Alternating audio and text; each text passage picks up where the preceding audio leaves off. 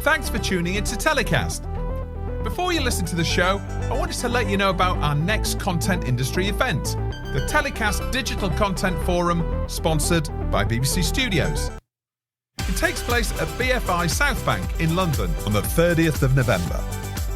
The first event of its kind in the UK, it will create an environment for producers, podcasters, brands, media agencies, platforms and the wider content industry to gather, learn, debate and share insight on the business opportunities in the fast-developing world of digital-first content. Panel sessions during the day are designed to provide actionable insights and will focus on production, development, community building, IP, formats and brand-funded social content. Speakers include senior execs from Meta, BBC Studios, Lad Bible Group, Channel 4, Future Studios, Audio Boom, The Sidemen, Jungle Creations and more to be announced. The lineup also features top creators, including YouTube star Joe Sugg and Danny Robbins, creator of podcast-turned-TV series The Battersea Poltergeist. And our moderators include Creatorville's Sam Barcroft and former YouTube Originals Commissioner and Executive Producer Luke Hyams. Tickets are strictly limited and only available at telecast.com/events. TellyCast listeners can also get an extra £20 off the ticket price by using the promo code TellyCast+. We'll see you there.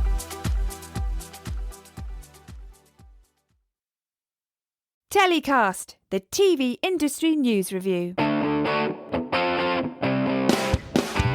Hi, I'm Justin Crosby, and welcome to another TellyCast. On this week's show, I'm chatting with two of the panellists featured on the TellyCast Digital Content Forum, sponsored by BBC Studios, which is taking place on the 30th of November. My guests are Head of Digital Development at BBC Studios, Chris Allen, and Managing Director at Cowshed Social, Matt Ford. They're both coming right up on this week's TellyCast. My first guest on this week's show is Chris Allen, Head of Digital Development at BBC Studios. Welcome to TellyCast, Chris. Thanks for having me, Justin. How you doing? I'm all right. I'm okay. With just an hour or so to go before England play their first game in the World Cup. Obviously fraught with controversy. Maybe we'll come on to touch a little bit more on that later in the show. But I gather for you, congratulations are in order. Apparently so. Yes.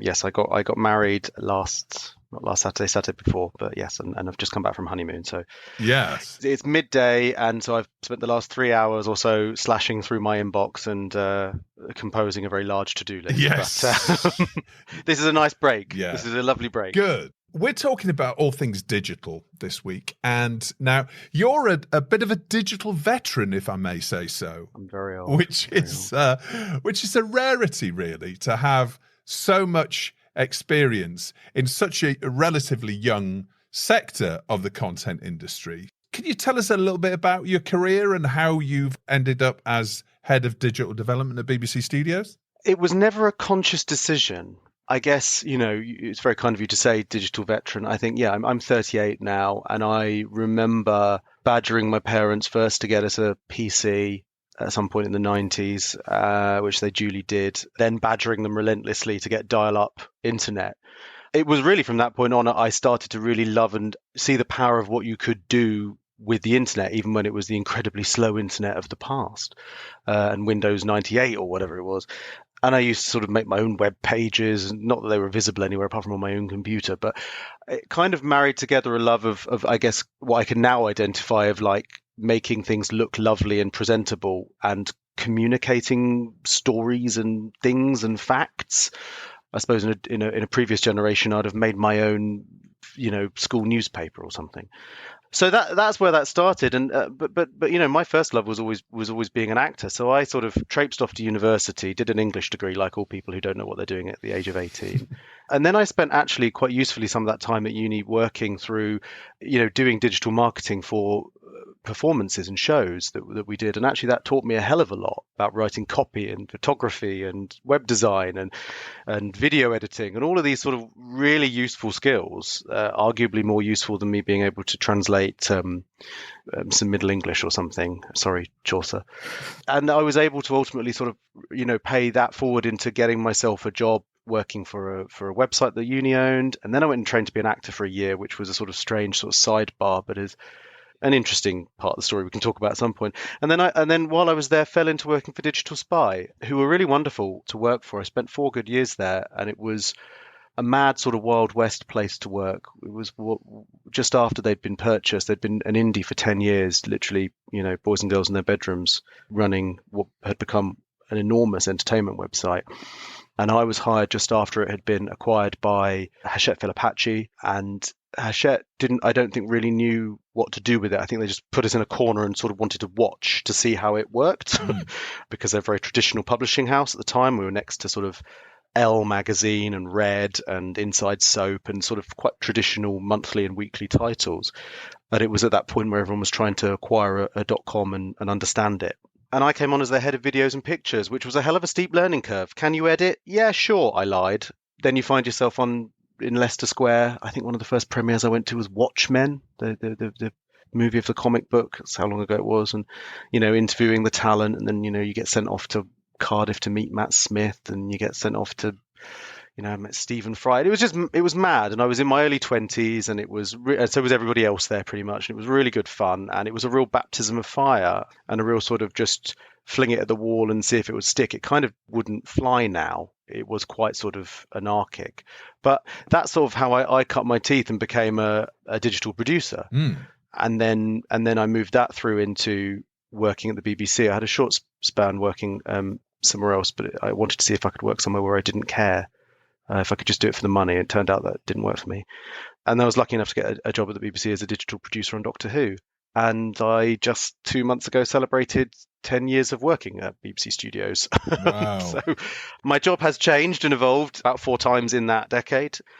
Yes, I'm clearly going for the carriage clock and comfy slippers at the BBC at the moment. Yeah. But, what I find is really interesting, there are a number of executives in the digital space that have come from publishing backgrounds, Alex Morris, for example, and Sam Barcroft. They both came from both magazine and the newspaper background. And when a lot of the disruption in the print sector, the print businesses were looking towards video and thinking about how video could actually change their model as their websites came online or became very important about, 15 years ago or so. So in terms of being at Digital Spy, obviously that gave you a really good grounding in creating short form clips, essentially. What is it that you think that you most learnt from those days? Because it was a very disruptive time, much like today's. Still even more disruptive. It seems to have got even faster, the disruption. But what is it that you learned at Digital Spy that you think that you still apply to what you do now? Digital Spy was really interesting in that I think it taught me about speed, efficiency, and authenticity, actually. Digital journalism, because essentially that's what it was. It was all about speed of turnaround. And we're talking a time when you had to play your footage in from a tape. Oh, you kids out there. Oh, you used to have to set the camera up and tell it to play the footage back into the computer for you rather than off a card. You do your interview with a talent or, with the Dancing on Ice cast or the X Factor. I met One Direction before they were famous, or when they were on X Factor in the having a bacon sandwich in the canteen at London Studios back. All this it's very much a picture of the past. And they were all 12 or whatever they were at the time.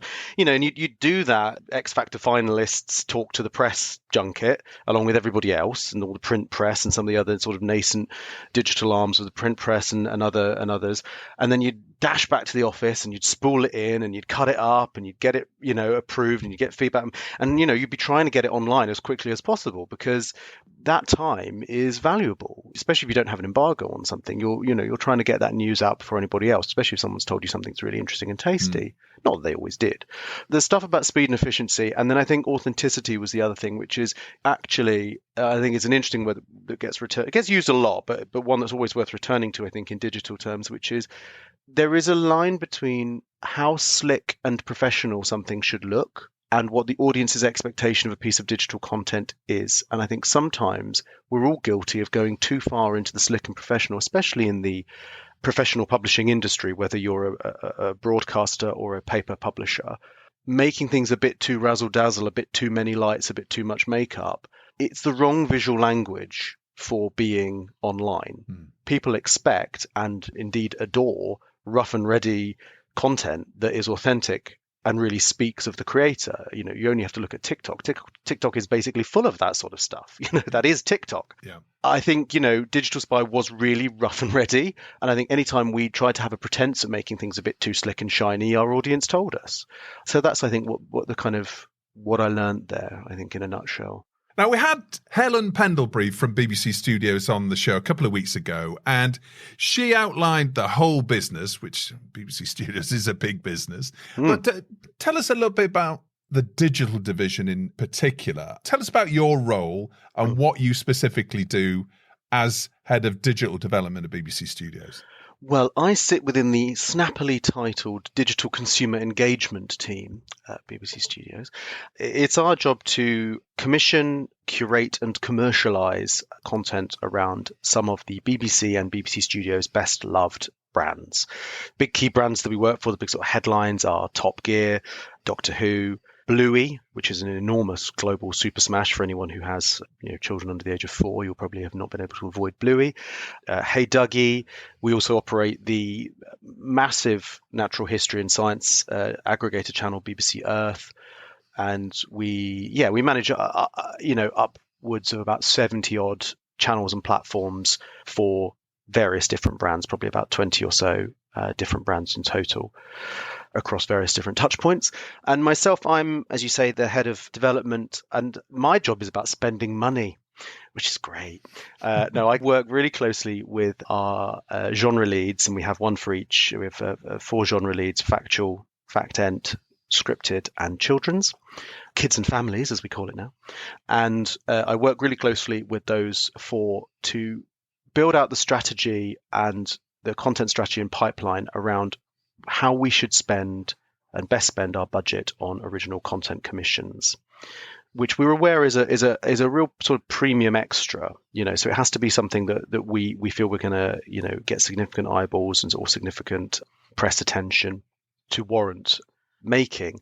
I sit with them, and we've indeed started it now, thinking about next year, because of course we speak now having already passed 6 months of this financial year, and thoughts already start to turn towards next and long range budget planning and all that fun stuff. So starting to think about where we want to go, what kind of things have worked, what kind of things perhaps haven't worked and why, and really identifying and prioritizing where we can spend a reasonably limited, a healthy but limited pot of original content commissioning budget to, as I say, best achieve whatever the objectives and KPIs are for any particular given brand. So it may be to attract younger or more diverse audiences. It may be to maximize revenue. I mean, in many cases, it's a mix of most of those things.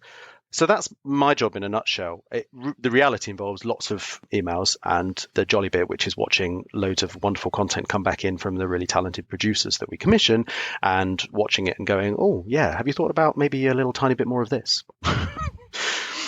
So when it comes to commissioning original content based around some of your tentpole brands, does it have to be the originator or of the actual brand, or would you go out to indies to actually create some original content around a show that another producer has made, or how does that all work? It's varied.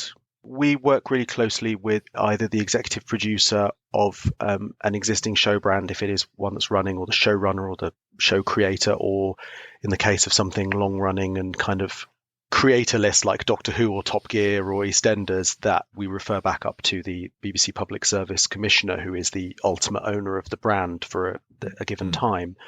We would work closely with them in terms of determining that decision. But most of the time, yes, we would work with the person who has the production rights to make that content. That said, there isn't always capacity or skill set or interest in doing that. So we will sometimes, as I say, in consultation with those key stakeholders, go outside and find an indie to make it. Where we're able to have more latitude with working with indie producers is on stuff for BBC Earth, which is, as I say, a sort of natural history aggregator channel that we run. So it doesn't have a commissioner in the public service or an exec producer who actually sort of owns that brand. We have more latitude there to shop around. Same on BBC Earth Lab, which is our science sister channel to that. So we sort of partly sometimes work with our studios productions colleagues, and sometimes we go out to indies.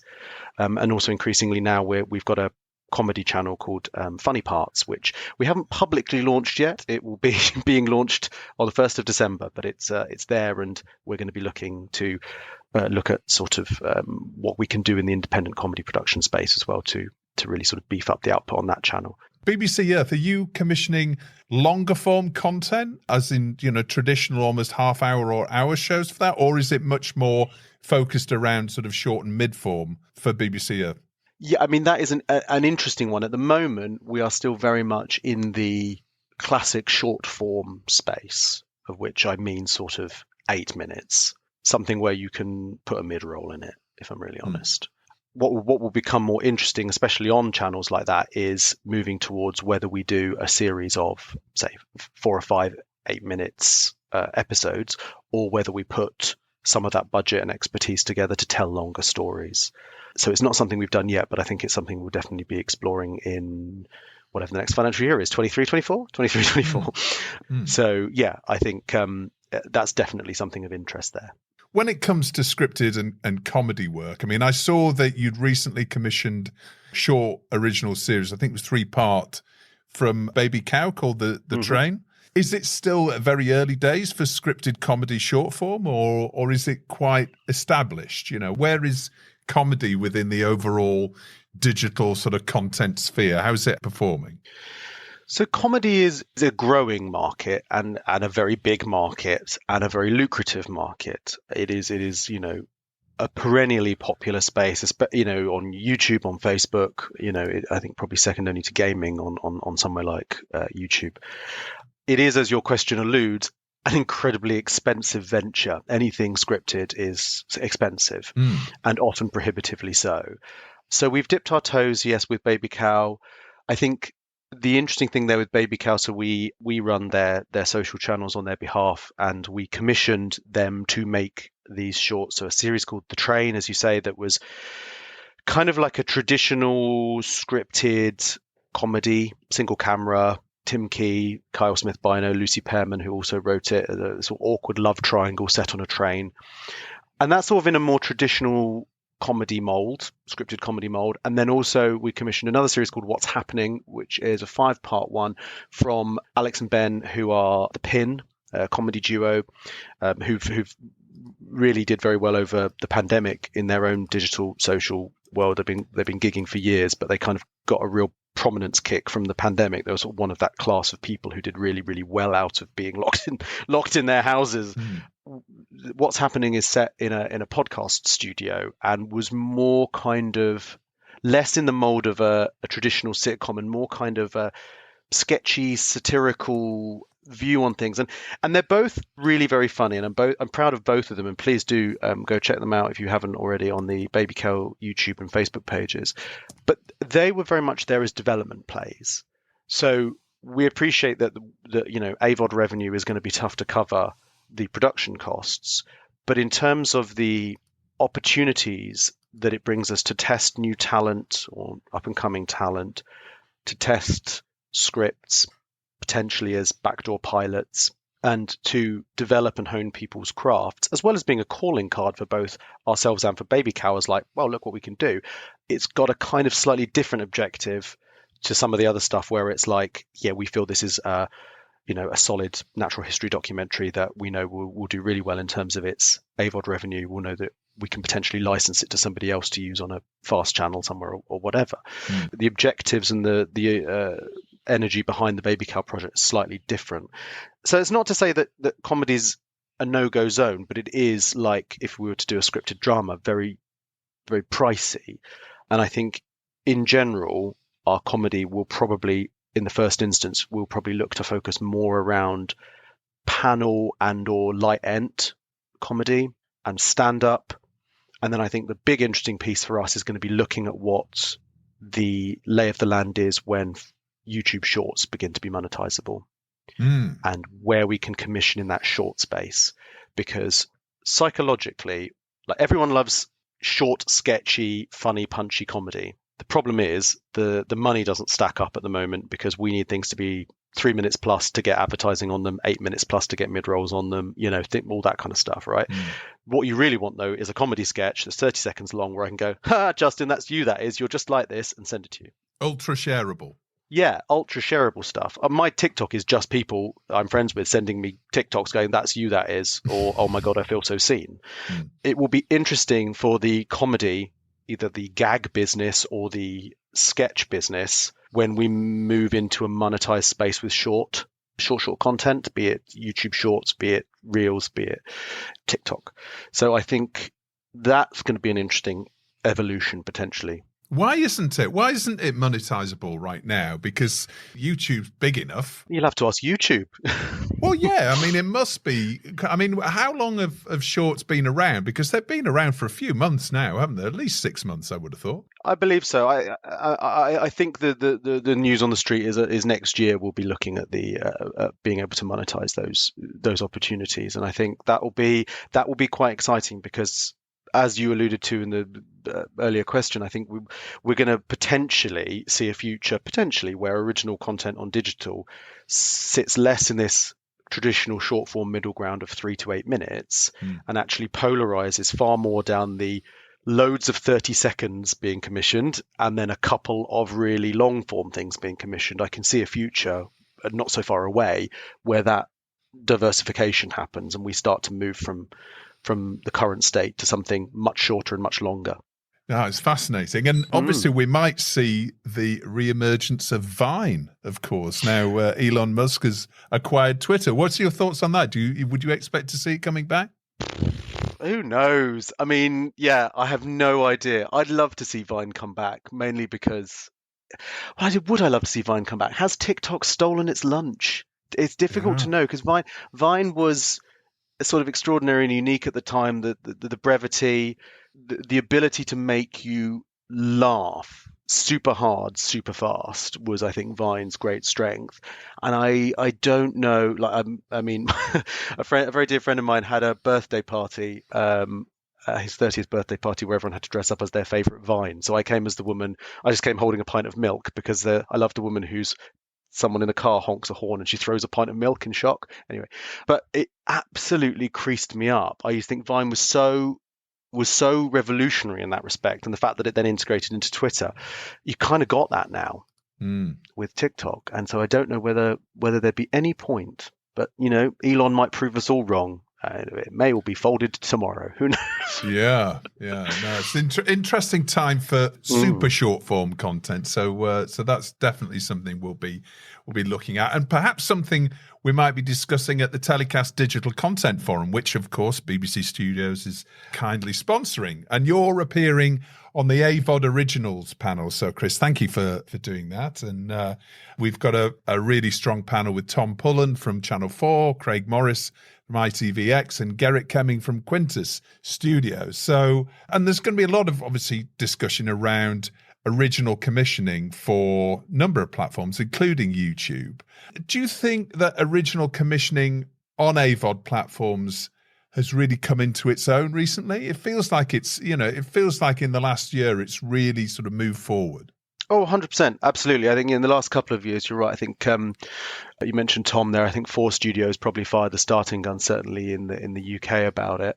The maturity of the platforms, predominantly YouTube and Facebook in the first instance, but increasingly Instagram, increasingly TikTok, the maturity of those platforms, the ability to monetize, combined with, I guess, a drop in production cost and a growth of a independent digital production sector, or at least the growth of digital production arms within big production players, be it your Fremantles or your anybody else, have really sort of changed the equation and shifted it in favor of being something that's really viable. And I think also at the other end, sort of rather than just the creating end, is then the sales end has become, I think now, or is becoming more serious and more stable. So people going, okay, you've got that on your YouTube channel. What's the second window? Can we have it for our fast channel in LATAM? Can we have it for an English language learning VOD service in Singapore? Can we have it on BBC iPlayer? I think there are kind of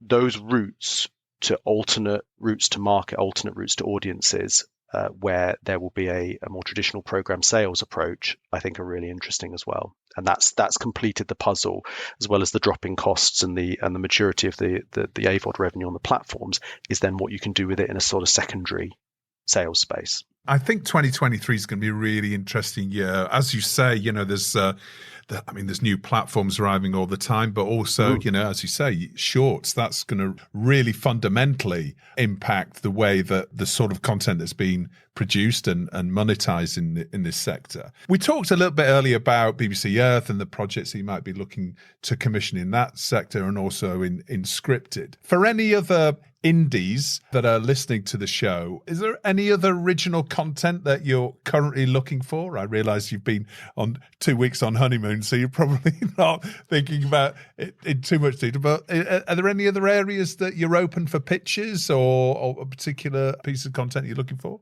Next year, we will be focused around those three big key genre areas of natural history, science, and comedy from an indie production perspective. But I think I'm open to hearing from anyone, honestly. If you have an astonishing idea that you think would be suitable for one of our big name brands, great. Although that is something we have to then discuss. But I think in the first instance, really science, natural history, and comedy is going to be where it's at from an independent producer perspective. But also, anyone who has skills in doing Ents, anyone who has skills in doing just good solid companion content, I think would be someone I'd love to hear from, even if they're not pitching anything actively. Just it'd be good to know who's got great skill sets out there, frankly. I'm sure there's going to be lots of new indies setting up and new digital first businesses on the back of this. There's obviously been a lot of redundancies recently in Meta and Twitter and various other social platforms that are focused on content. So, we might see a whole new raft of small businesses working in that space coming through in the coming months. So that's going to be interesting. No, absolutely, and I think it's duty bound on big players like the BBC, but also other great multinational publishing houses with heft and budget to support grassroots content production for all types of diversity. Frankly, you kind of want to hear voices from all over, certainly the UK and potentially around the world. Digital is a great place to develop format ideas, and on-screen talent is a great place to develop off-screen talent as well. And now it's time for Story of the Week, where my guests get to highlight the TV industry news story that's caught their eye in the past 7 days. Chris, what's your Story of the Week? Well, my Story of the Week is exactly 7 days ago, which is that beloved, or not that beloved, clearly, Aussie soap Neighbours is set to return after being binned. Neighbours has been, a key fixture in British and Aussie life as a soap opera since the mid-80s. It used to be on BBC when I was a kid. It was sort of like soundtrack to tea time, and then it moved to Channel 5, and we presume that the ratings had waned to a point where it was no longer sustainable for it to be made either in Oz and in the UK. And so in July, it was canned. And they had a big 90-minute finale episode. Madge came back as a ghost. But then last Thursday, it's been announced that Amazon Freevee, Amazon's free-to-air fast service, essentially, will be recommissioning it. As far as we know at the moment, with some of the same cast at least Toadie and Carl and Susan and a few others are in, because there was. Is Harold still in it? I don't know. Well, you see, they haven't announced any cast yet, but Carl Kennedy and Susan and Toadie and Paul Robinson were all in the little social video that was then released to say that it was coming back. So that was a rather nice thing. They did a little social video. Although then there was a little bit of consternation, a little bit of controversy, because not all the cast had heard about this. So then there's a little bit of clucking about whether everyone's back or not. We're not quite sure. But yes, Amazon are bringing it back. I think that's going to be really, really interesting. They've also announced they're taking on the whole Neighbours back catalogue. Wow. Which is going to be thousands of episodes. If you wanted to go back to the start, you'll be able to watch them again. It's just going to be fascinating to see how. I'm not aware, but I've not done a huge amount of research on this, but I'm not aware of what we call a continuing drama, what is less kindly called a soap, how that is going to work in the context of a streamer. I work really closely with the team who make EastEnders, because we run some of their social channels, and we've done some original content commissioning for EastEnders.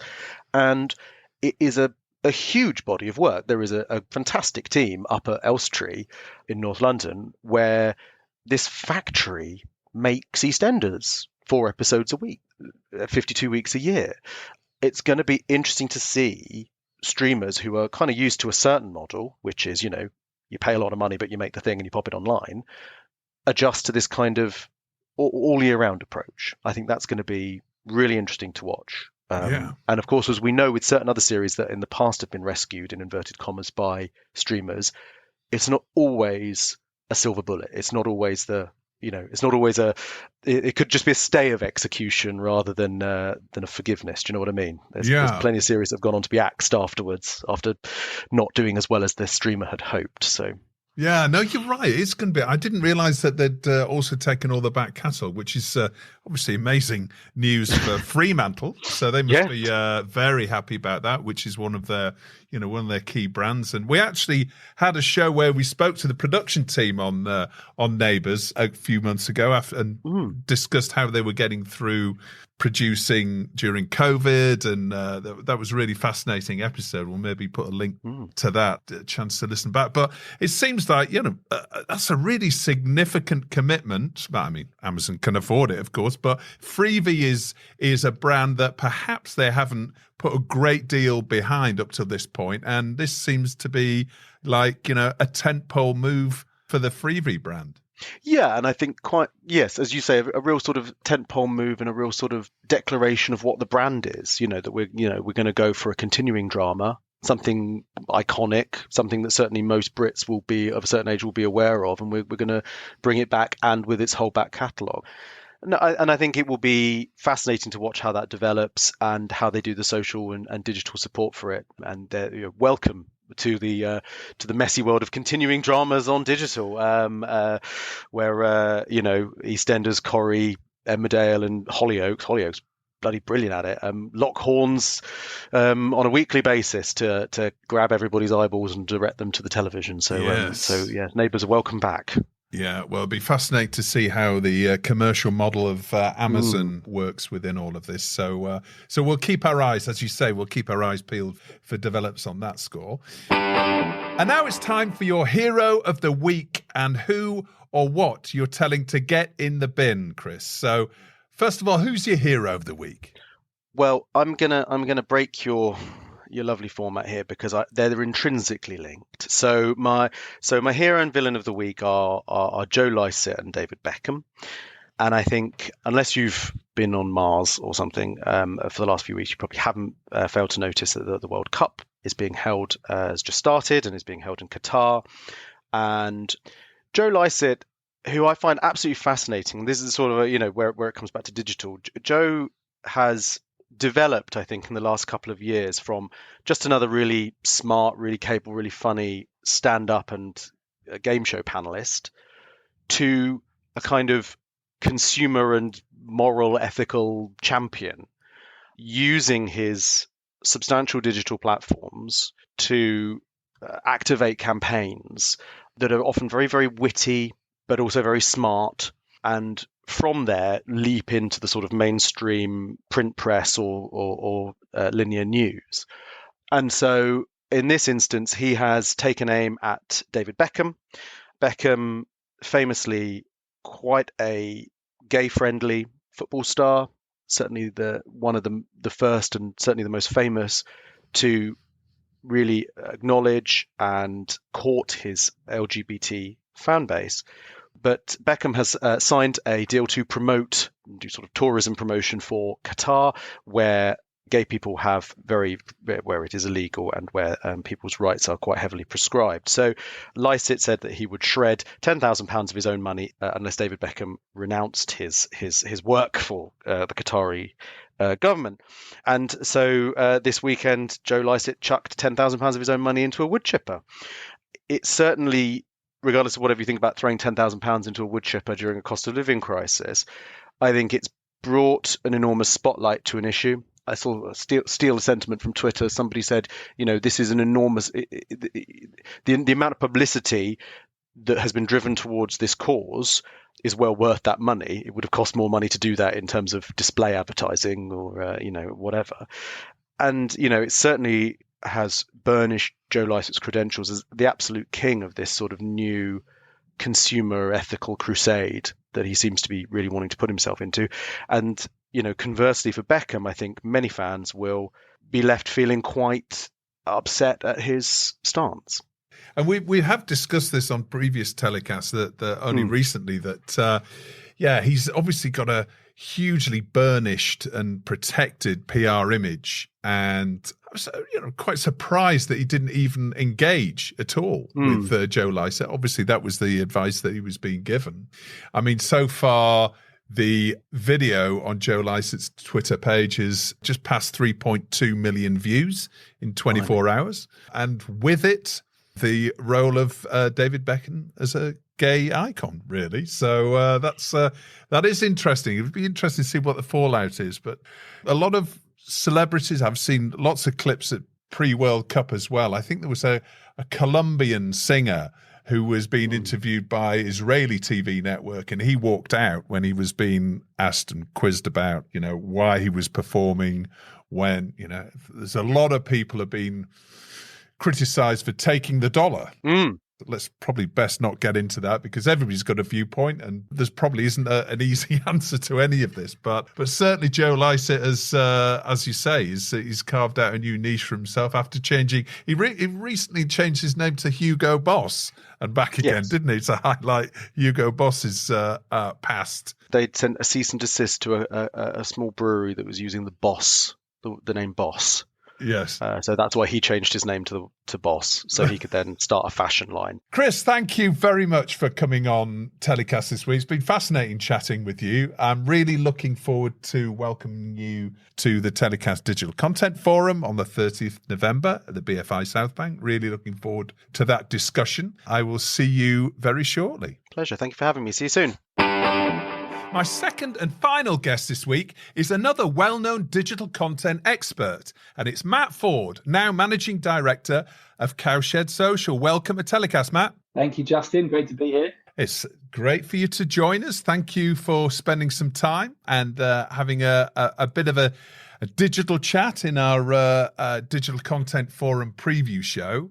Before we get started, and this is something that I was chatting with Chris earlier on in the show, you're also really experienced digital expert. So it'd be really interesting for us if you could just highlight a little bit your career so far, what your experience has been within the digital content sector.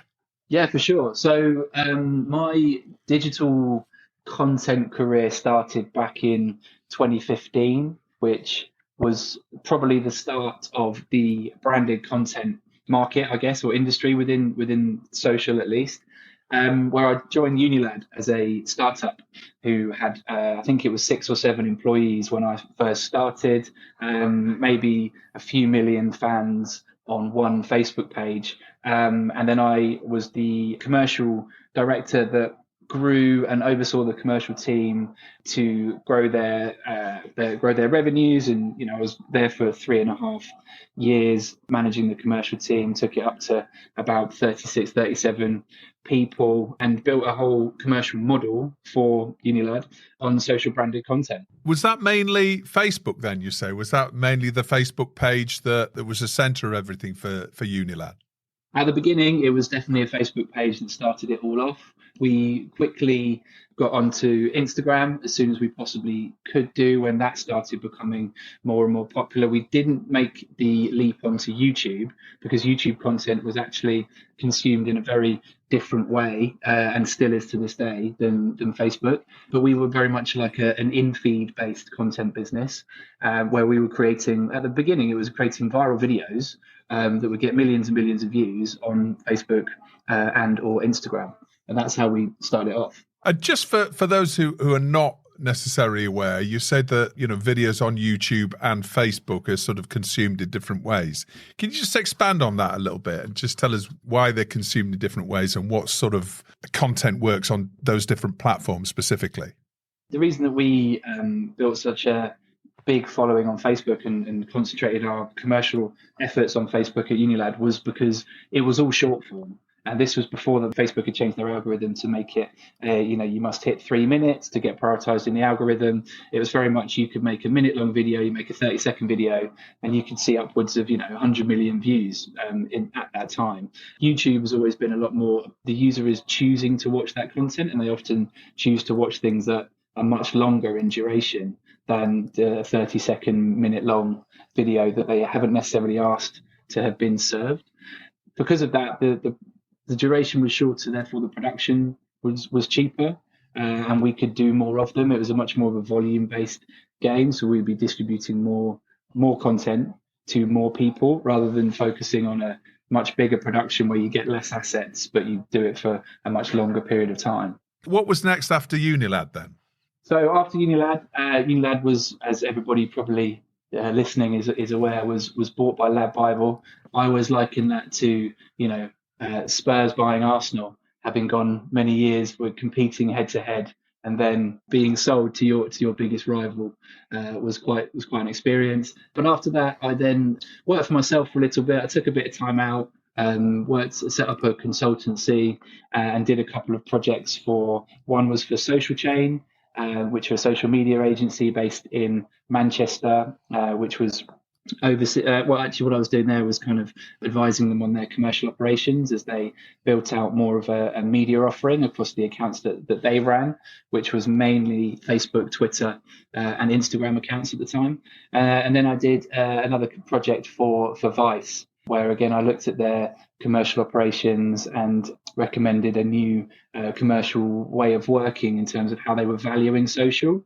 It was a very different distribution model to how the market was operating at the time. And so I just recommended them to, distribute in a way that was more in line with how everybody else was doing, and therefore make themselves a little bit more profitable in doing so. And after that, after I'd worked for myself for a bit and done those two projects, I was asked by Channel 4 to come and set up 4 Studio commercially. So 4 Studio is, if anybody doesn't know what it is Channel 4's social arm, and was initially an idea that Channel 4 had to create content to distribute on social platforms to audiences that weren't actually watching linear TV, and maybe to have a way in which to appeal to and engage with younger audiences in particular. And to do so, they also needed to fund it really and to make it a commercially viable opportunity. And for me, that was going in, setting up the sales team, the commercial team, and taking it to market, launching it across mainly the London agencies to start off with, and taking out what that offering would be for brands to actually commission branded content on Channel 4's social platforms to a Channel 4 audience, all during lockdown. We ended up doing it, I think it was 2 or 3 months after the pandemic really hit, and we was in peak lockdown.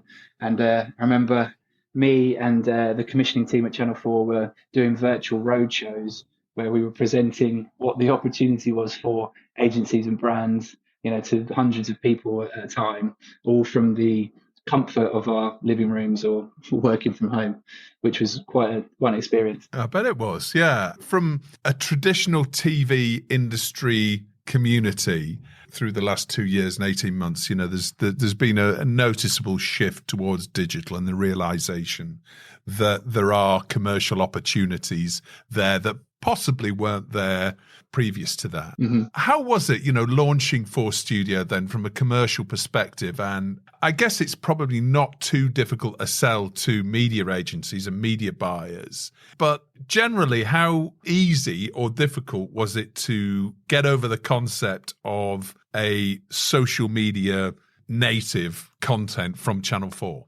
Yeah, good question. I think, the initial rollout was received really well. And, we were getting lots of great feedback. We were getting a number of different briefs coming through from a mixture of clients from the different agencies and the different teams that were working on those clients. The fact that it was new for Channel 4 to be doing it in a space where they had potentially thought or seen that some of the other people, including my previous employers, may or may not have been as reputable as Channel 4, really gave advertisers that trust and that confidence in the quality of whatever they were to do would come with a Channel 4 seal of approval, which for some of the bigger advertisers and people like the government as well, that became a very successful model. And we within the first year, we exceeded our sales revenue targets. We became the number one branded content publisher in the UK. From launch, it was received really well. Where the challenge was where Channel 4 and me in particular, when I was at Channel 4 there, I wanted to bring more youth-skewed brands to Channel 4. And the challenge for us, or I always wanted to go and work with an Adidas or with a New Balance or with the Vans, for example, and bring them into Channel 4 because they wouldn't necessarily be the advertisers that were looking to spend on linear TV because that wasn't reaching the right audience. So I was looking to bring those advertisers on board. We actually saw a much bigger uptake from the more traditional advertisers who were used to spending with Channel 4 anyway, but just through it in a different way to reach those younger audiences. Do you think then that 4 Studios and Channel 4 legitimised brand-funded social content for a lot of the media buying agencies and brands then in the UK? I think for some clients, but I think that I wouldn't say that, actually. I wouldn't go as far as to say that, because the work that Lab Bible had done, that Unilab, that Jungle, that Vice had done, BuzzFeed even in the early days, even Joe Media, to pave the way for Channel 4 to actually decide to set up a commercial operation around social. They really showed the broadcasters and the bigger media owners that there was money to be made here if done well, and you can also create content that's not only brand funded but that can also reach younger audiences. So I think that I'd be doing a disservice to those that paved the way by saying that it legitimized it. I think the fact that the success that the previous guys have had and still have within that world, and arguably because they're native social publishers, could probably do it in a way that's a little bit more natural to the younger audiences. I think they are the ones who really legitimized it in the first place, and Channel 4 came in and kind of capitalized on it and brought it out to some clients that were maybe wavering or maybe had not decided to take that plunge, from 2015, 2016, when it really kicked in, and it took a few years for them to actually gain the confidence to want to do it themselves. And was the majority of content that you were producing there, was it a case of, a pizza brand or wanting to communicate with younger audience and just looking for stuff to sponsor? Or was it more about, we've got a budget that we want to actually fund something where our brand is integrated into the actual content itself? And so it was very much open to pitches and ideas from third-party producers. How did that work in the main?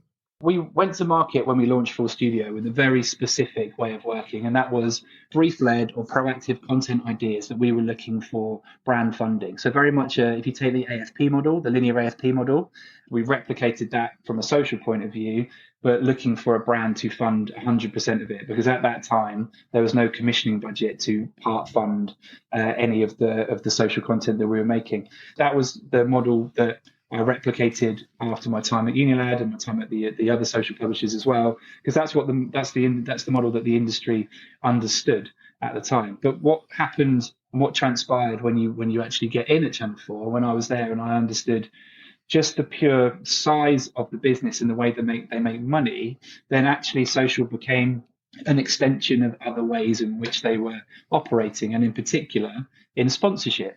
So I implemented, to the sponsorship team, they weren't at that time including social in any sponsorship deal. It would be linear sponsorship and digital, all four sponsorship. And I said, well, look, all of these views you're getting, and in the case of something like Gogglebox or First Dates, it was, they're talking about the tens of millions of views on every series that they would get on social, across Facebook, across YouTube, across Instagram. Then we actually then added social into the sponsorship opportunity for brands as well.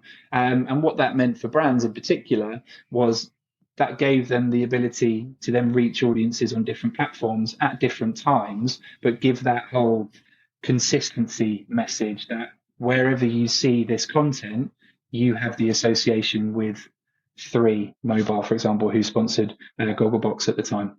Not sure if they still do. I think they might do. That was just looking at across Channel 4's portfolio of products and ways in which they make money to then include social. Another thing that I introduced when I was there was to be more competitive against the likes of Lab Bible and Jungle, who were doing a phenomenal job at the time of hoovering up all the social branded content briefs between the two of them. I knew it was going to be a very competitive marketplace for us to enter, but we had something that they didn't, and that's a linear channel, and all four as well as a digital channel. So within our offering, we started making ads. We would create the social branded content series, and we would also create an ad as well. And that ad would then exclusively live on Channel 4 Linear or All 4 itself. So you would then start tapping into other media budgets at the agencies. So we could start to actually apply economies of scale on them not having to go outside to an external production company or creative agency to make an ad for that specific campaign.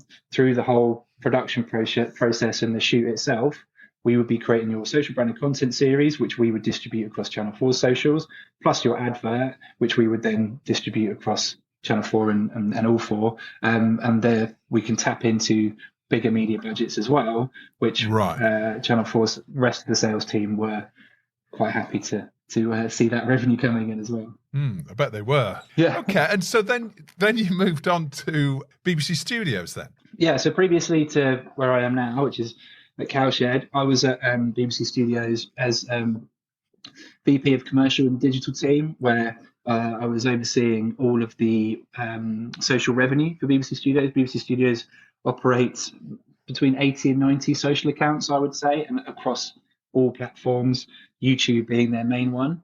And the role there was very much to work really closely with the programming team, and Athena Witter and the programming team, of which Chris was a part of, in creating content or ensuring that the distribution of the content that they're making was making as much money from ad revenue as possible. And that was the main model for BBC Studios in terms of driving social revenue was through rev share models with the platforms themselves. Whilst I was there, I also oversaw a deal with TikTok and one with Snapchat to get BBC Studios content and channels, like BBC Studios channels, launched on those platforms so that they can build audiences up on TikTok in time for when their revenue monetization program starts, which hopefully will be any day soon, and on Snap, where very much to create specific Snap shows of the 4 brands that we launched on there to appeal to even younger audiences.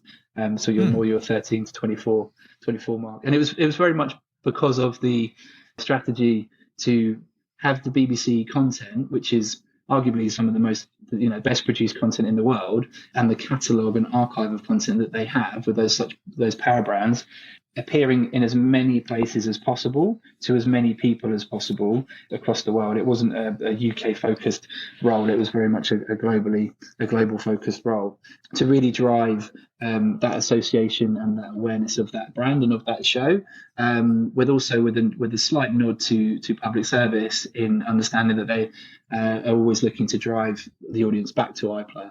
That's interesting what you say there. I mean, putting BBC Studios aside for the moment, you talked about a network, I think you mentioned TikTok or other social channels that don't actually have a revenue generating model in place.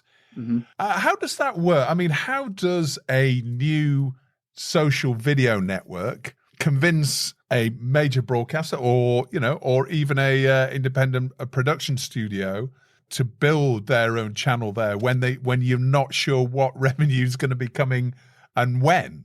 I mean, what's that process like? What are those conversations like? It's a tough one, to be honest, because the way that market's going now and the rise of vertical video and like the actual explosion of TikTok and just how popular that is, that's obviously spawned off all the other platforms to actually concentrate more on their vertical video properties. And Facebook and Instagram Reels, which launched after Snapchat had initially launched, has never been monetizable.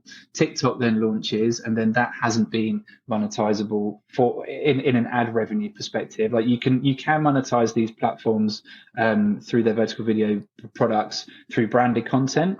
So you can, and that's how they say, that's how they encourage publishers, I guess, or creators and influencers onto their platforms to work with brands directly, and then through their platform, which is the distribution of that, you know, that's how you get your money. But in terms of publishing organic content in return for ad revenue, only YouTube and Facebook are the ones that offer a rev share, and Snapchat do, but you have to have a deal with them.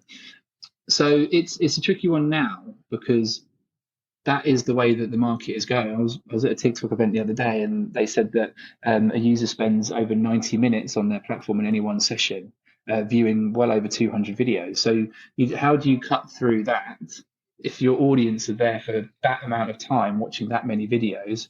How can you cut through with a piece of branded content? It's really, really tricky. But if you were part of that, whether one of those 200 videos, which is an organic, really cheaply shot piece to camera piece of content that you then rack up millions of views on, then you are eventually going to be eligible for an ad revenue share. So for the bigger media owners, it's difficult, because bigger media owners comes with much higher production value and quality within it.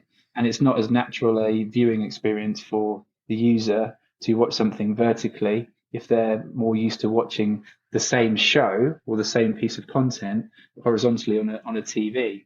I think for production companies in particular, they need to have that expertise in-house to understand how these platforms work, and how they can benefit the content they're creating. But as a publisher, the reason to be on there now is to build audience, and YouTube are bringing in their YouTube Shorts monetization programs in Q1 of next year. If you have the audience on there already, and then you're hitting the barriers that you are required for success with the monetization, then you will start to see a revenue share and a decent revenue stream trickling in. But at the moment, without that in market, it's hard to build a business off it, because you don't know how much revenue you're actually going to make. So a lot of these platforms are actually relying on media owners to trust them and to invest in them, if you like, in terms of building their audience and the time and the production costs that entails, in the hope or in the expectation that there are future revenues once you've got that certain audience. So that's it's an interesting dynamic when a lot of these businesses are obviously multi-million or multi-billion dollar businesses in their own right. Is that revenue backdated as well? Typically, once YouTube Shorts starts to monetize and starts to pay out, is that from sort of day one when they say, right, we're paying out from this date? Or is it, well, all of your views going back from when you first started your Shorts channel, we're going to pay for that? Or don't you know? I mean, is that still to be decided? It's a good question. I don't know. I don't think it is backdated. I think that they will introduce monetization on that date, and anything you get moving forward you'll be eligible for. But where it is backdated in the social world, I guess, is that anything that you've uploaded will be eligible from that date. So if you've uploaded a YouTube short a year ago, and then that starts to see traction and get some more views after the monetization program kicks in, those views will be eligible for monetization. So it's not right. That's the thing with YouTube in particular, is that content is evergreen, or should be evergreen, and stays up for as long as possible. I know that a lot of the revenue that BBC Studios saw from YouTube was from videos that were published, many years ago, and that's probably similar across the board. It's not all revenue isn't driven by the new uploads. It's new uploads and your archive stuff that you've got on that channel, and how you can actually ensure that content keeps getting seen, because that's the challenge for the editorial teams, is that you want to make it as evergreen as possible. So if you upload it today, someone can watch it today, and someone can watch it in 10 years time, and in between those 10 years you're seeing the ad revenue go up and up and up. That's the difference between YouTube and the other platforms, though, because the other platforms, being news feed based or feed based platforms, that content disappears after 24, 48 hours, and you don't really see a resurrection in views again, unless for some reason it goes viral again. Sometimes that happens at specific times of year, whether it might be World Cup now, for example, it might be Christmas stuff. Things get resurrected because of the time of year, but that's quite rare. Interesting. Tell us about Cowshed and what you're doing at the business. So I've been in this social branded content world for about 7 years, and during that time, I see different shifts. When I joined Unilad, I actually joined from the Mirror, where I was head of digital advertising for sport there. But it was very much, an advertising-led proposition, and I just thought that there's got to be a better way for advertisers to reach young people, because at the moment they're not really doing it. This was just when Unilad, Lad Bible, and BuzzFeed were all kind of starting out in the UK, and there was a shift towards that type of content being consumed, but advertisers weren't involved with it just yet. And I think that fast forward to then Channel 4, when Channel 4 got into the game because they saw the success of the social publishers, and they decided that they wanted a piece of that as well, because it's a legitimate business now. I think that the where the market is going now is brands and creators, talent and creators, can do a lot of this themselves. They can create branded content themselves on their own channels. Brands can hire the talent themselves to either be in the videos on their channels or on the brand channels. And I think that that's where the shift in consumption is going, but also where brands probably want to see themselves as creating more of an engaging proposition, an engaging content proposition for their audiences. And that's what really attracted me to Cowshed. Cowshed haven't been going on for that long. I mean, they're probably 3 or 4 years old now, and started off as a social production company led by George Cowan and Ryan O'Shea, and they have built a business organically off the back of creating content for brand channels, which is editorially led. So if you go onto the Foot Asylum YouTube channel, for example, you will see the content that Cowshed produce, and it's not promotional, it's not advertising, it's very engaging editorial long form YouTube content, which uses young creators that appeal to the audience that Foot Asylum want to appeal to, and that is where they get their success from, and that's what makes Foot Asylum so happy with the content that we're producing. And it's in return, it's grown their YouTube following, and it's bringing people back to their brand, and off the back of the content that we create for them, which is to bring people in and have them engage with the brand and be, feel love for the brand. They then do their direct messaging, direct marketing off the back of that. So we build an audience through that way, and then they go and actually do the more direct ROI sales related stuff off the back of that content. I think that's a really interesting proposition and way of working for brands. Is we've got a saying here that you don't need to borrow someone else's audiences, you can create your own, and the best way to do that is by finding content that people watch with talent that people like as well. So as part of Cowshed, we have a creator division where we also create branded content for creators, but we also manage those creators, managing their socials, do their brand deals, producing podcasts, etc. So we're bringing that whole world together, where brands, if they want to be involved in social, we can do it for their own channel, or we can do it with on a talent's channel, or we can bring it together where we have that talent feature in the content we produce for them. Right. Okay. And just going back to Foot Asylum then, I mean, that's a really good example of brand as publisher, right? Because as you say, it's their own YouTube channel. Are there any explicit mentions of Foot Asylum during the show? I mean, are there any long lingering shots of new trainers or anything? Or, is it completely hands off, and just the very fact that they're watching it on Foot Asylum's YouTube channel, is that the sort of implicit messaging as opposed to explicit? And then, as you say, they follow up with the direct sales leads. No, do you know what? I mean, I haven't watched everything that we've produced for Foot Asylum, because we produce over 100 videos every single year. But the last series that we did do was called Locked In. So if any of your listeners are listening to this, go and check it out on YouTube. It's a reality series that's just gone out on Foot Asylum's YouTube channel. And the actual talent within it, so it's unscripted, but the talent within it, the contestants within it will be calling out Foot Asylum quite a lot. The challenges are named after Foot Asylum. There is branding in the background of the shots. Foot Asylum provide all the clothing that all of the talent wear within the show, for example. So there are some overt pieces of branding. There are some not so overt pieces of branding that are maybe a little bit more subtle, but it all kind of comes together for the show. And I think that Foot Asylum are now at a place where, because as you say, because they are now a publisher, then talent and the audience are quite happy for them to play that role. Their authenticity in this space has now been solidified because of the type of content and the creators that they use within it. I think it takes a bit of time to get there.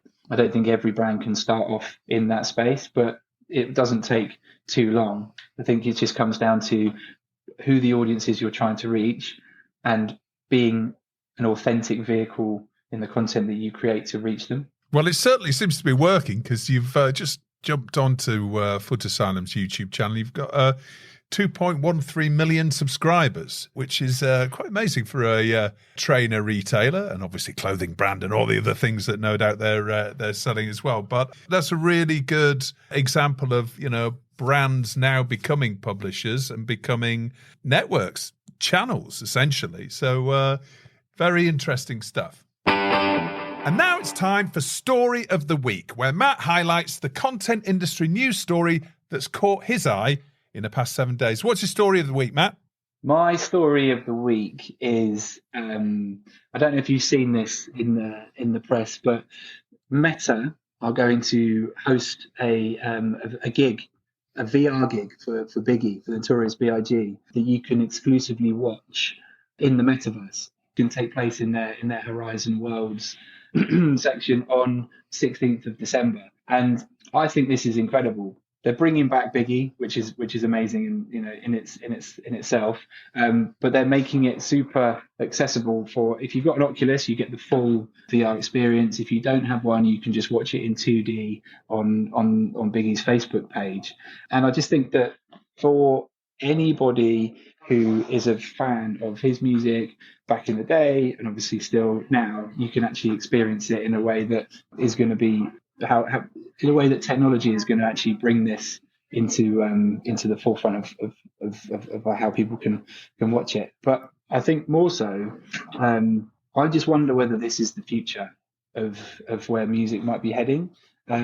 Because I don't know if you saw all that stuff with the reselling of Taylor Swift's gig tickets. Ticketmaster's disaster. Yeah, absolutely. It's crazy to me that you can go onto Ticketmaster or any of these ticket sales, and you sit in a queue for hours and hours and hours, only to be told that they've sold out. And then 5 minutes later, that ticket that you were in the queue for is now 22 grand on a ticket reseller website. And you just think that if that's the way that the industry is going to go, then real fans are getting cheated, because, in that instance, Taylor Swift's fan base of probably 14, 15-year-old teenagers, they're not going to have anywhere near that amount of money to spend on watching her live. If they've missed out on something, what's to say that Taylor Swift doesn't decide, actually, I'm going to go and do a gig in the metaverse, and they can watch it for free. And therefore they can actually, I know you lose the good bit about going to a live show. And I don't think this is going to displace that in any way, because if you're a music fan, you want to go to live shows, but you never can go to as many as you want to. If this becomes the norm, then, it's just going to be more accessible. More people can watch more music in the metaverse. And I think that is something that's actually, really interesting and actually a reason that why I quite like the metaverse and what it can offer. I think that's a very interesting development. I mean, I've been in there a few times, and I think it was a Foo Fighters did a gig, which was a live show, and you got the opportunity to sort of watch it in like a virtual club, which was kind of this is great. It's a bit weird when somebody comes up and starts talking to you.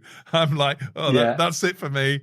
I'm a bit freaked out. But, as you say, I mean, it's interesting the way that digital and live music, particularly live music, is starting to converge. I mean, you just have to look at the ABBA arena that's in London, which is essentially avatars, projections, or whatever the technology is. So that's almost the opposite, where people are going in real life to watch avatars. Here we've got a new hyper-realistic avatar of Biggie being recreated and appearing in the metaverse, which is, it's really, really exciting stuff. And I think these are the sorts of things that are starting to widen the opportunity within the metaverse, because it's still, for many people, it still feels a little bit too far away. But, all of these big events that are coming down the track, it makes it a little bit easier, a little bit more accessible for people to get involved in it. It's an exciting space.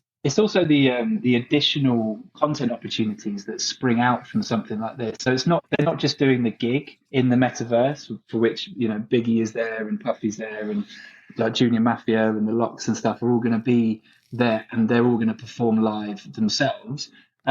Actually, users get to go through and visit a virtual recreation of Biggie's hometown in Brooklyn, which they're calling the narrative journey. So you can go through this narrative journey of a day in the life of Biggie back in Brooklyn, and what it was like for him to live where he lived in the time that he lived it back in the 90s, and then watch him in concert. So that's a very different experience, obviously, to just going directly to a gig at the O2 in Brixton or whatever, where you go there, watch the gig, and then you leave. This is actually giving the audience a almost like a richer content experience whilst they're in the metaverse. That to me is like another super interesting opportunity to see how that develops and how people can actually tie in, use the crux of the gig is to get people there, but what else can you do with them whilst they're there, beforehand, afterwards, interactive, whatever it might be. Yeah, very interesting. Will we see Cowshed getting involved in the metaverse and creating metaverse experiences, do you think, in the future? I mean, I'd love to say that we would do.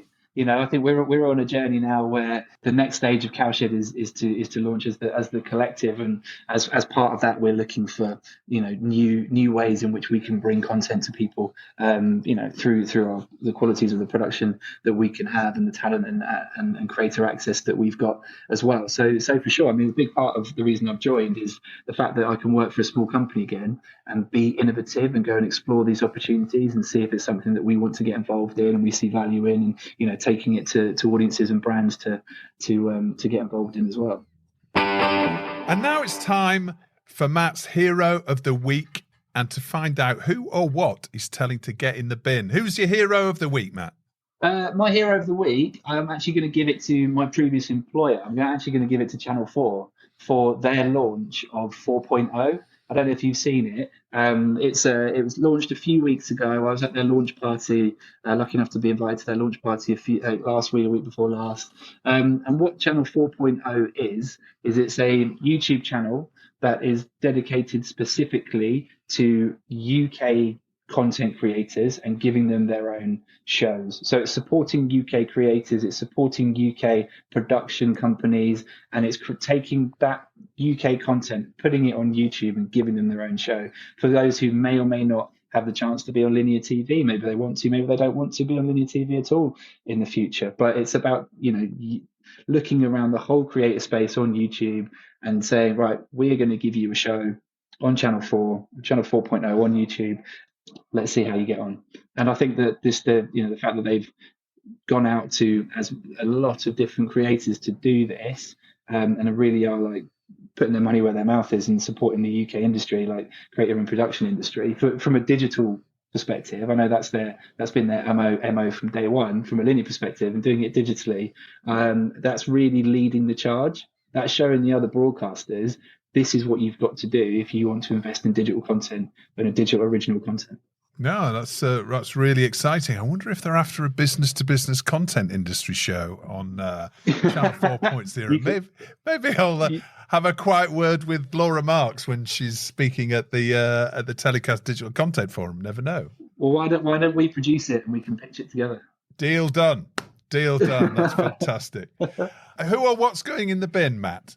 Elon Musk is going in the bin. Musk. And I don't know whether this is what all your other guests have said as well, but it feels like every single day he does something else to Twitter to try and shut Twitter down. And it would be a real shame if actually the rumours are true and that a lot of the actual key engineers decided to take him up on his offer of you either must stay and work much, much harder or you can leave for 3 months' pay. And rumours are that 75% took him up on his offer, and some of them might be key engineers, in which the back end of Twitter may not be running as operationally as smoothly as it once did. I hope none of that's true, because it'd be a massive shame to see that go down. But if it does, he's only got himself to blame. The way that he's come in and he's handled that whole situation, for me, it just shows he's maybe not quite as in tune with the way in which the world of the tech world works. Should we say? Well, it's a different engineering challenge, sending rockets up and down into space and sorting out a social media network, I'm sure. Exactly. We'll see how he gets on. Matt, thank you so much for joining me this week. Really looking forward to you also joining us at the TellyCast Digital Content Forum on the brand-funded social content panel, which is going to be a really interesting chat. And we've obviously got lots of other leaders on there. We've got Sam Glynn from UTA, we've got John Farrer from Future Studios, we've got Laura Marks, I mentioned, from Channel 4, and Kate Noran from BBC Studios as moderators. So it's going to be a really fascinating chat. Yeah, I'm really looking forward to it. Can't wait. Next Wednesday, so bring it on. That's right, the 30th of November at the BFI South Bank. Matt, thanks again. We'll see you down at the South Bank. Look forward to it, and good luck with Cowshed. Brilliant. Thanks very much, Justin. See you soon. Well, that's about it for another week's show. There are still some tickets left for the TellyCast Digital Content Forum, sponsored by BBC Studios, and you can buy these at telecast.com/events. But be quick, we're expecting it to sell out. TellyCast was edited by Ian Chambers and recorded in London. Until next week, stay safe.